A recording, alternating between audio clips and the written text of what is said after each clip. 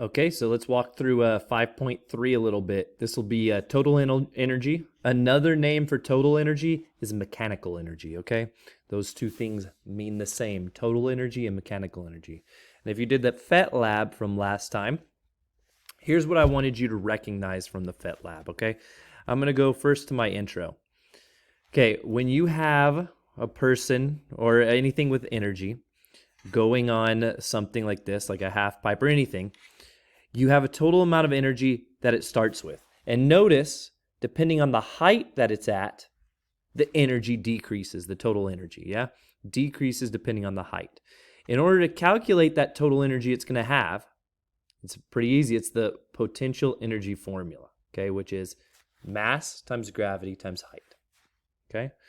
So, now, if you noticed, when you let go of this, that total energy, it never changes, right? It never changes.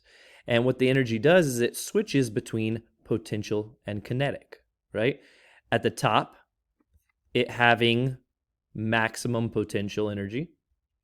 And then in the middle, having half and half, you know. And then when it got some speed, it has more kinetic than potential.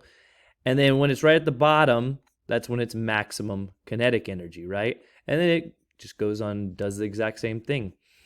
And what we're going to be doing today is we're going to be using that total energy to calculate heights, to calculate speeds at any different point, to calculate maximum speeds, you know, at the bottom.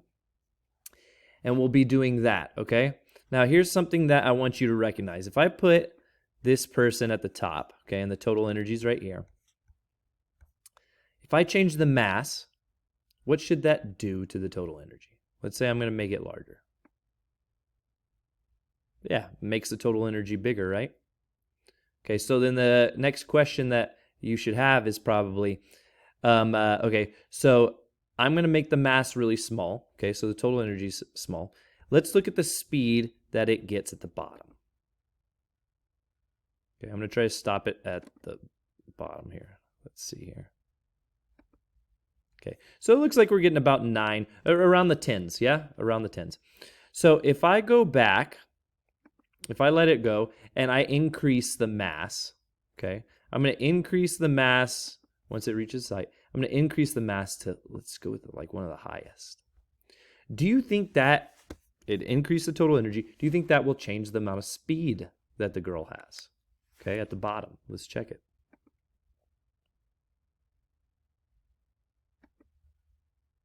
No, it's about the same, right?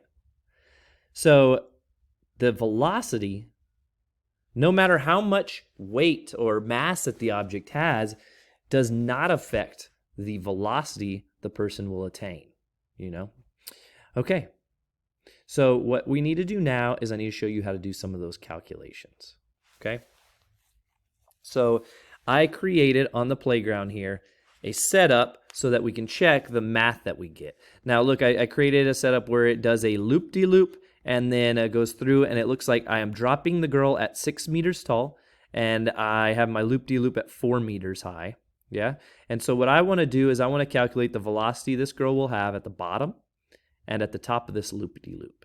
Okay, so let's do the math for that. So I'm gonna break out my this. Here we go. Okay, now we know that the girl on this example has a mass of 45, but you don't even need to know that. You can know that. I mean, helps, but it's not something that you need, okay? So first off, I'm going to draw this thing. Okay, so it's 6 meters tall, and the loop-de-loop was 4 meters tall, yeah? Okay, now she starts up here, and she's going to go down here, and I want to calculate the velocity here. So let's call this point B, and let's call this point C. Yeah, because she's going to hit here, then go up, okay? So here's how you do this. Total energy, once you find the total energy, it's always the same. Okay, it's always the same. So let's calculate that total energy. There's usually one spot, either at point, here I'll call this point A, point B, point C. There's somewhere on there you can probably calculate the total energy. Okay, if you can't, then we're just going to have to set these up differently. And on this one, I know the mass, so I can calculate the total energy, because now, if you remember, total energy is just going to be potential plus kinetic, right? Based off of what we were looking at. Now, if you include friction, you guys learned that that has thermal energy, but we're going to do frictionless stuff for now, okay? Okay, so total energy is going to be potential plus kinetic. And if you remember, potential is mgh plus mv squared over 2. That's kinetic. Okay, so everywhere on here, the total energy adds up to be the same. So here's how you do this. You pick 2 points that you want to mess with, okay? Now, one of those points that you pick, you want to know most of the material on it. So like, let's say I pick B and A. Okay, now I know the height at A, so that's one reason why I'm picking A, is because I know the height. And I'm picking B because I'm trying to find the velocity there, okay? So now my left-hand side is going to be point A, and my right-hand side is going to be point B, okay? And I know that the total energy is going to be the same on both sides. So this is going to be mgh plus mv squared over 2, mgh plus mv squared over 2, and this stuff all has to do with point B. This stuff all has to do with point A. Now, if you notice here, at the top, the girl is not moving. So she has no velocity, so that just cancels out. I don't need to worry about it. Now this, mgh, I do, now let's assume I don't know it's 45. Okay, let's say I don't know that her mass is 45. Because remember, the velocity didn't change depending on mass. So mass isn't something that you need, but it is something that can be used, but it's not something that I need. So I'm going to act like I don't have it. I'm just going to leave this side as mgh, okay? And the h is 6, and g is 9.8, obviously. Okay, now let's look at point B, which is this side is this whole side here is for point B. Okay, it's on the floor, right? So there is no height. This height becomes 0 and making this whole thing 0. So all I have on this side is mv squared over 2. Now, I want to know the velocity at the bottom here. Okay, so if you solve for velocity, let's just walk through what you would need to do. You'd multiply by 2. You get 2 mgh equals mv squared. You divide by m, which when you divide by m, it cancels it on both sides, right? So now I have 2gh equals v squared, and then I can just square root it, and then I have my velocity. So 2gh is equal to velocity. So let's notice how the mass canceled out. So it doesn't matter if the girl is a giant or a small little ant. She would reach the same velocity at the bottom. Okay, so now let's I don't know how to get rid of that thing. Okay, there we go. Let's see what the velocity comes out to be. So 2 times g is 9.8, and the height in this case, she started at a height of 6. Okay, so that comes out to let me do that calculation real quick. Square root 2 times 9.8 times 6. That comes out to 10.8. So 10.8 meters per second.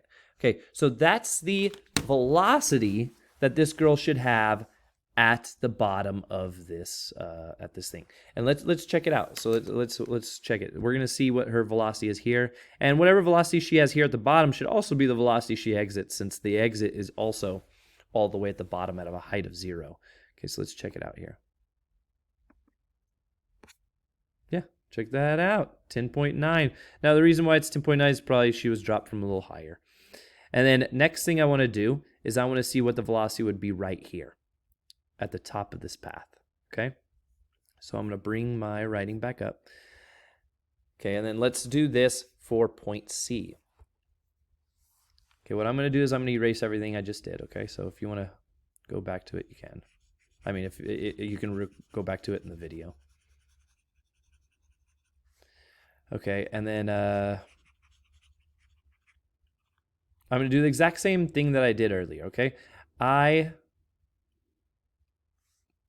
started with 2 points. So now I can choose point B or point A. It doesn't really matter because I know a bunch of information about both of them. I know that this one has a velocity of 10.8 at this point, and this one has a height of 6, so I can choose either one of them. I'll choose point A since I already messed with it before. And I want to figure out stuff about point C, so I'll put point C on this side. Okay, I know that my total energy is always the same, so these two added together should equal these two added together. So these two added together at point A should be equal to these two added together at point C, right? Now remember, sometimes things cancel out, right? So point A, we already said, doesn't have a velocity, so that cancels out. So all we're left with on this side is mgh.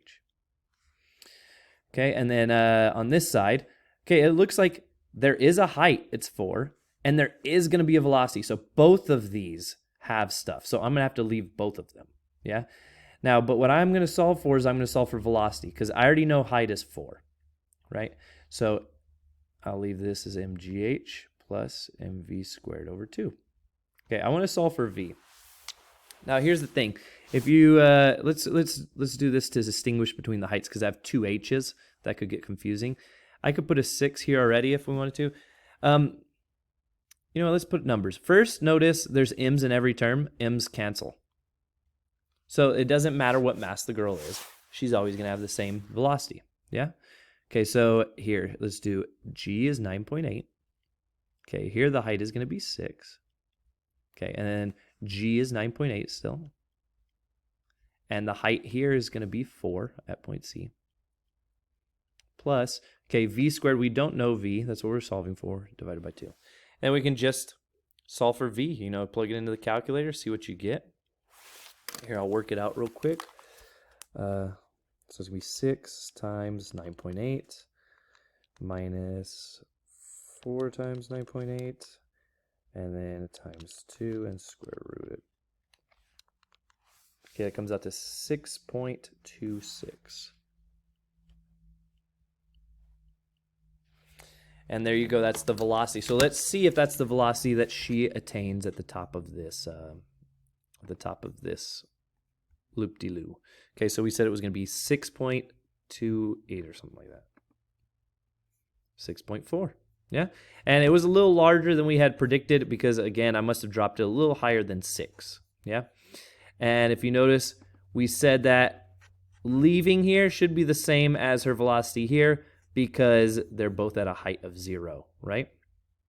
And I mean, you could do this for anywhere. If you wanted to know the velocity as she's right here, the height there is 2, right? So you can calculate that velocity right here by using all this same stuff, except here your h would be 2 instead, and then you could figure out the velocity at that point. So this total energy is very useful, okay? And let me just look at the worksheet real quick, make sure that's everything you need to be successful. Okay, just so you see, if you see something like this, okay, on this picture here, on this problem, I put this, but I didn't give any heights, I didn't give anything, right? But I gave a little graph here that tells you your total energy for the whole thing was 350. And at point B, I told you that it has a maximum kinetic energy right there. So everything's kinetic energy. So you're going to need to use this to solve for, I'm asking for the height at A and C. You're going to need to use this. So you need to be a little creative. Remember that the potential plus the kinetic is what makes total, right? And we know the total will stay the same for the entire time. Same thing on this one. This one's, I give you potential energy instead, though. This one's kinetic. So you know at this point, at point B, there is 0 potential energy because they're on the floor. There is 0 height, right? Okay, so same thing like at point A. You see there is 0 kinetic energy. So you should know how much potential energy there is because the total is 350. So if the kinetic energy is 0, then the potential energy at that point A must be 350. Okay, and then so if you know it's 350, then you can set that equal to like mgh and just solve for your h. Okay, and with that, you should be pretty successful. Let me know if you have any questions.